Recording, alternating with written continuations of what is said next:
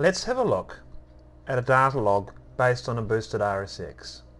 From the data log menu, we choose Load and select the file.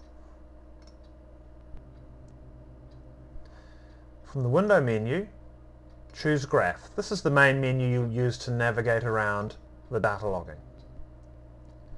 If you're in a vehicle and you want larger numbers to see, you can sometimes choose the display and bring that to the front.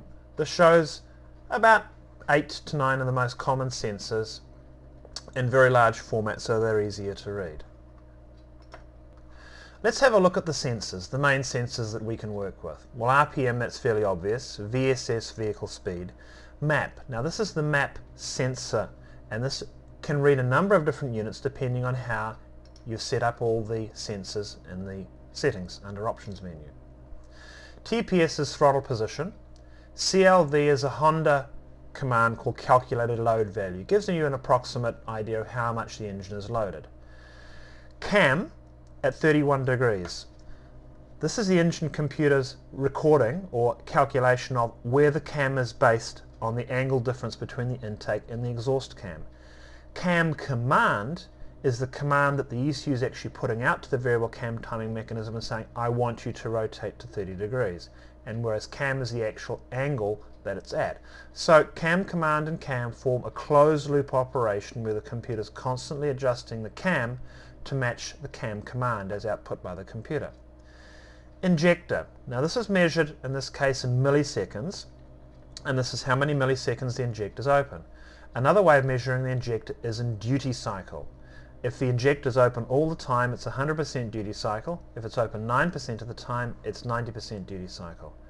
And a good approximation of when to change your injectors is when you start getting a duty cycle somewhere in the order of 80 to 90%, and if you're running sustained engine running at above 80 to 90% duty cycle, you really need to consider increasing your injector size. In this case we ran 440s, and we'll probably need to run 550 injectors. Ignition timing, fairly straightforward. The ignition timing is a data logged value that comes from the ignition tables. In this case we're running 19 degrees. IAT is intake air temperature sensor, ECT engine coolant temperature. O2, this is the voltage coming from O2, the front oxygen sensor, but what's more important is the current flowing through the front oxygen sensor, because the front oxygen sensor in the Acura RSX and certainly the US K-series engines are all wideband, in fact quite an accurate and fast wideband. This is the secondary oxygen sensor, which is a fairly standard Honda oxygen sensor. AF, now this is the air-fuel ratio that the oxygen sensor is actually measuring, and it's accurate over a wide range from around 11.5 up to about 20 to 1 air-fuel ratio. In this case we're running under boost, we're running somewhere between 8 and 12 pounds of boost, and the air-fuel ratio is reading about 11.7. If I go back to a part throttle operation, we'll see that the computer will be probably running somewhere in the area of closed loop, and it'll be running around 14.5. 14.5 to 14.7 is where it likes to run. And air-fuel command is the value that the computer would actually like to attain. So the difference between air-fuel command and actual air-fuel ratio, the percentage difference, is actually called the short-term fuel trim. That is, how much the computer has to trim the fuel by in order to maintain the correct air-fuel ratio. And over a long period of time, the short-term fuel trim becomes the long-term fuel trim. So minus 6% in this case, it's telling us that the owner of this vehicle was having the fuel trimmed out by 6% over a period of time. And long-term fuel trim anywhere from, say, plus or minus 7% is very good. It does tend to vary according to temperatures and pressures. The fuel status, this is saying we're running closed loop. So the computer is adjusting the fuel based on the reading from the air-fuel ratio sensor. If I go back into a boosted section of the map, you'll see that the computer is running an open loop. An open loop is where the computer is doing no trim, but it is reading the fuel values out of the fuel map and not making any adjustments. Knock retard is how much the computer is retarding the ignition based on the level of knock that it sees.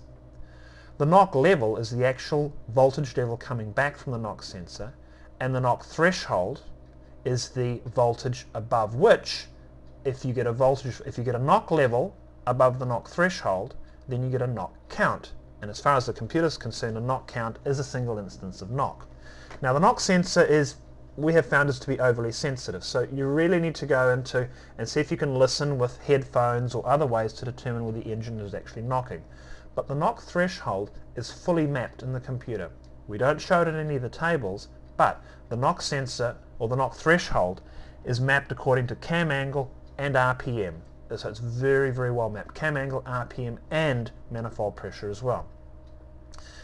PA is air pressure. There's an internal air pressure sensor inside the engine computer which helps for fine adjustment fueling up at altitude. Battery voltage, fairly straightforward, measuring what your battery voltage is. ELD is your electrical load detector. Tells you how much current your alternator is outputting. And in this case, 18 amps. If you switch on your headlights, that will go up.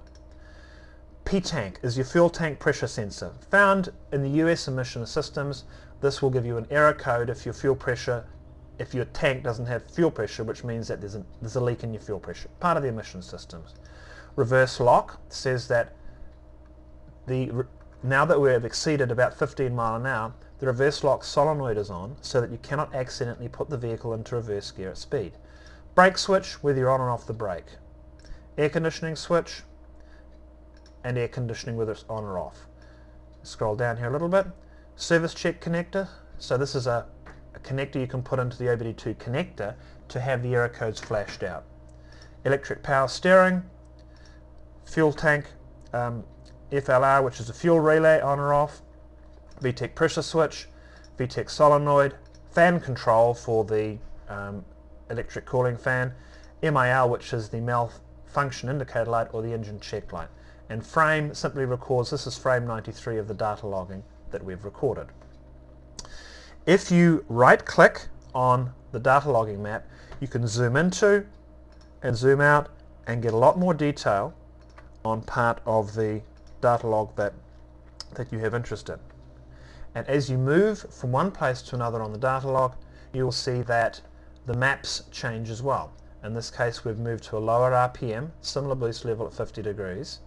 If I zoom out here a little bit on the map, or zoom full, go to a part of the map we were in cruise, you can see what happens is the computer will rotate the cam angle map to 20 degrees and say, in this case, we were getting our ignition and fuel from the 20 degree map at part throttle.